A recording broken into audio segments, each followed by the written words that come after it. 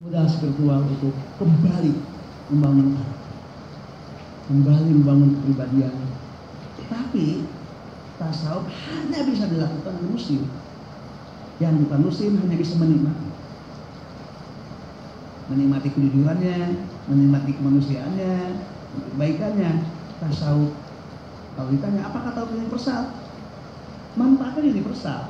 Tapi esensi tasawuf kan terikat dengan akidah, terikat dengan syariat. Tasawuf dalam pandangan saya tidak bisa bersifat terbuka untuk siapa saja. Tapi manfaatnya, sisi-sisi ilmu itu terbagi tiga. Ada sisi ontologi, hakikat ilmu. Ada epistemologi, bagaimana ilmu itu dirumuskan. Tapi yang ketiga kan aksiologi, bagaimana manfaat ilmu. Nah, manfaatnya tasawuf bukan hanya untuk muslim. Justru tasawuf itu sering menjadi jembatan antara muslim dan bukan muslim, yaitu pada persaudaraan kemanusiaan, pada solidaritas. Itu jembatan. Sering tasawuf sepanjang sejarah menjadi jembatan yang mempertemukan muslim dan bukan muslim, yaitu pada nilai kemanusiaan. Dan ini adalah Al-Quran. Ada dua ayat dalam Al-Quran yang ingin saya kutip. Tolong bacakan surat Al-Mumtahanah ayat 8. La yanhakumullah, lanjutkan sampai biasanya Al-Quran. Silakan. Bismillahirrahmanirrahim. Ini surat 60 ayat 8 dan 9.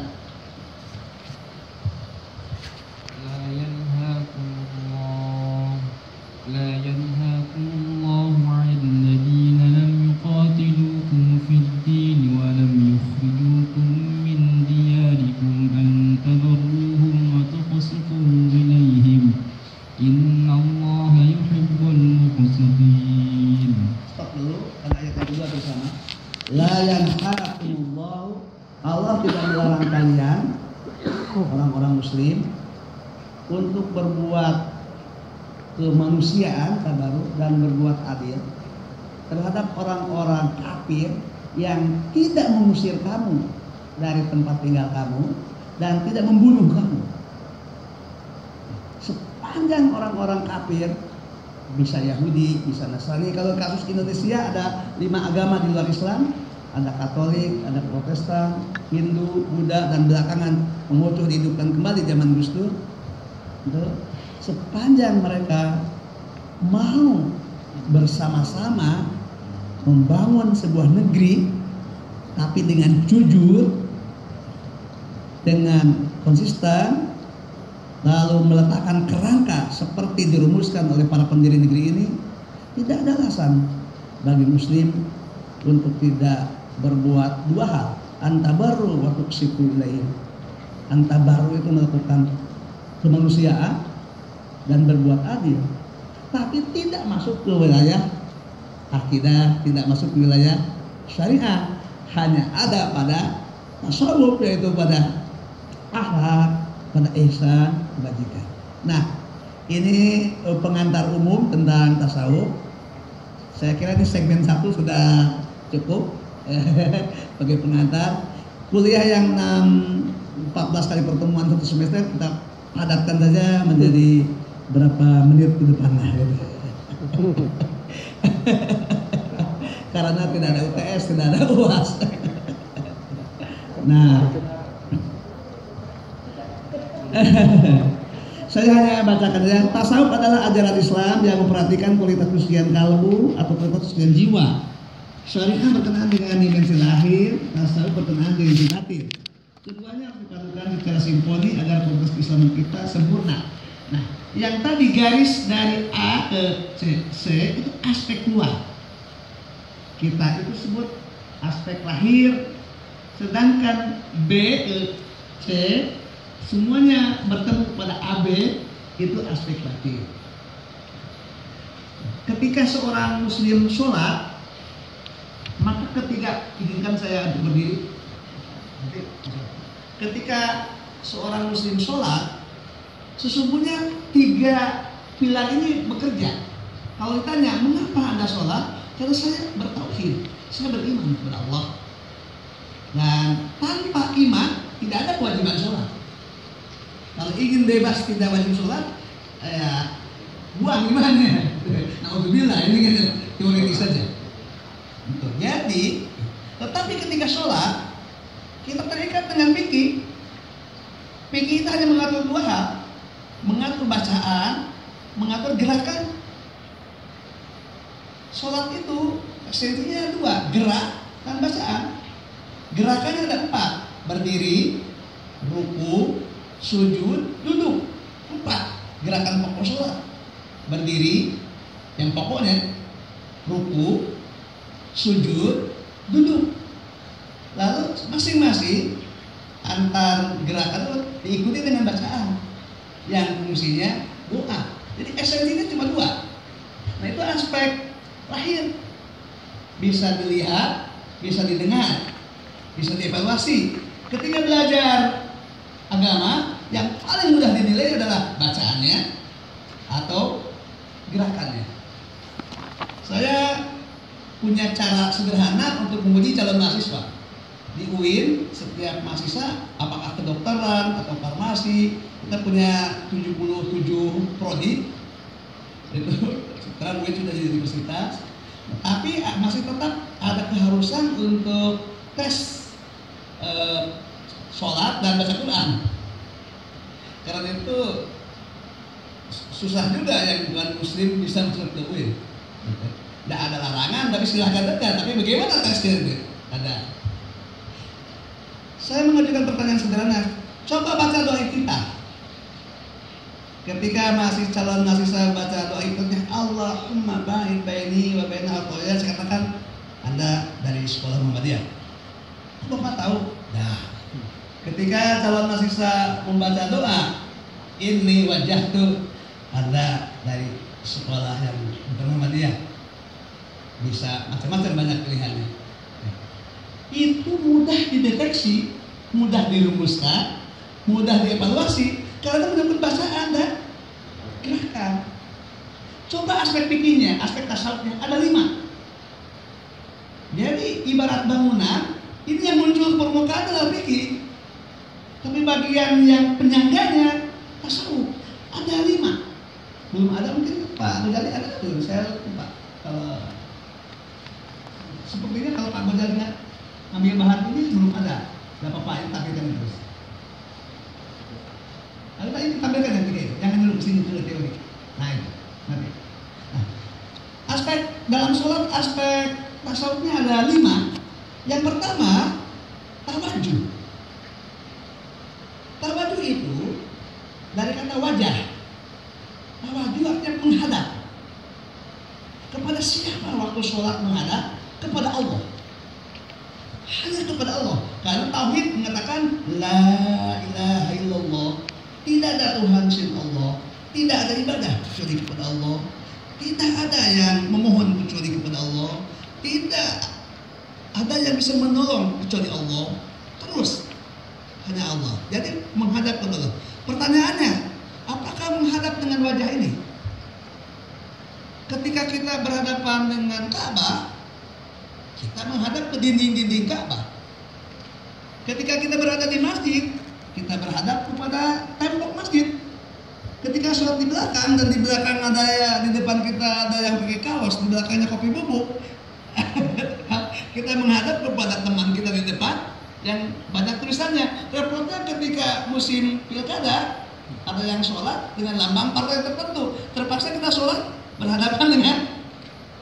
Jadi singkatnya, itu bukan esensi. Esensinya adalah menghadap kepada Allah. Dengan cara apa? Dengan pikiran? Tidak. Dengan fisik? Tidak. Jadi dengan apa? Dengan qalbu. Karena itu tasawuf berbicara tentang qalbu. Itu baru satu. Apakah orang bisa sholat gampang kalau bacaan dan gerakan? Tapi bagaimana menghadap dengan kalbu? Itu silahkan bapak-bapak renungkan kembali bagaimana sholat. Apakah pada saat takbir itu 3 kegiatan menyatu, mengangkat tangan berarti gerak, mengucapkan Allahu Akbar itu berarti bacaan, disatukan dengan niat, berarti 3 sekaligus. Pertanyaannya, apakah bisa bertahan menghadap Allah dengan kalbu?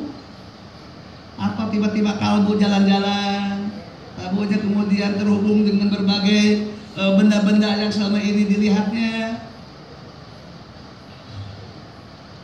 Ini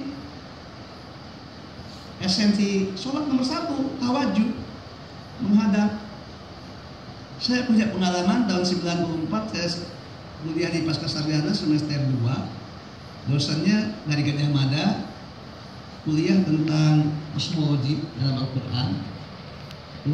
Beliau menguasai kosmologinya melalui Al-Qurannya. Kuliah itu dari jam 10 sampai jam 12 istirahat untuk sholat. Saya jadi imam. Ya Allah, ketika saya baca Alhamdulillah bil alamin, itu kan terbayang seluruh alam. Pikiran saya akhirnya bukan tawajuh, tapi semua kuliah tadi pulang kembali dalam sholat. Jadi kalau gitu sholat kita seperti ruh, seperti tubuh tanpa ruh. Betul bacaannya ngalir, gerakannya ngalir, tapi perasaan kita.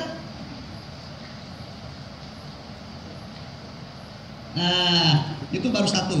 Setelah tawajuh, persoalan yang kedua, tadi tawajuh itu sudah tergambar menghadap. Esensi sholat dan ini diurus dalam tasawuf itulah munajat. Munajat itu artinya doa, curhat kepada Allah.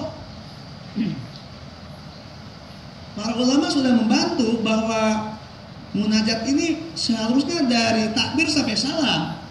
Tapi ketika itu belum terlaksana, ada yang membantu dengan cara semacam tonggak-tonggak. Ada 5 tonggak. Tonggak yang pertama, ketika takbir usahakan bisa munajat. Tonggak yang kedua, ketika membaca iftitah, inni wajjahtu. Tonggak yang ketiga, ketika membaca iyyaka na'budu wa iyyaka nasta'in. Tonggak yang keempat, ketika sujud. Tonggak yang kelima, ketika tahiyat, asyhadu alla ilaha illallah. Mudah-mudahan pada 5 momentum itu bisa menghadap, bisa munajat, sehingga nanti bisa merembet kepada ruang-ruang kosongnya. Ini semacam estafet pertama, melangkah, kedua, ketiga, keempat, kelima. Itu saja ketika diperkirakan tahap susah untuk berhasil. Padahal itu sudah dibantu dengan 5 titik atau 5 tangga atau 5 makom. Istilah tasawufnya makom. Ternyata susah juga untuk berhasil. Jadi sholat itu sebetulnya munajat, yaitu berdoa, tapi berdoa dengan melibatkan totalitas kepribadian kita. Bacaan, pikiran, perasaan, dan kerohanian. Bacaan, intelek, emosi, dan spiritual. Ternyata bukan perkara mudah. Yang ketiga, esensi sholat yang dibahas dalam itu adalah istislam. Istislam, yang artinya penyerahan diri. Hampir sama makna dengan Islam. Karena mengangkat tangan, ruku, sujud itu adalah simbolik dari penyerahan pada Allah. Betulkah seluruh pikiran berserah kepada Allah? Kalau bacaan iya, kalau gerakan iya, tapi apa betul sholat kita berhasil mengendalikan ego kita? Betulkah sholat kita sudah berhasil mengendalikan hasrat kejahatan kita? Ternyata egonya masih muncul, pikiran jahatnya masih muncul, lalu penyakit kalbunya tak pernah sembuh-sembuh. Padahal sholat untuk menyembuhkan. Itu sudah 3. Tawajuh, munajat, istislam. Yang keempat, sholat itu adalah ikhlas. Ikhlas itu artinya jernih. Tapi lebih konkretnya menjernihkan, membeningkan. Sholat itu pertama dengan dengan sholat menjernihkan akidah. Yang kedua, dalam sholat menjernihkan pengabdian atau ibadah. Dan yang ketiga, nanti setelah sholat yang jernih adalah muamalahnya. Karena itu ikhlas tiga, ikhlas dalam akidah, ikhlas dalam ibadah, ikhlas dalam muamalah. Ikhlas dalam akidah itu energi, itu fondasi. Ikhlas dalam ibadah itu edukasi, terus. Sedangkan ikhlas dalam muamalah itu aktualisasi.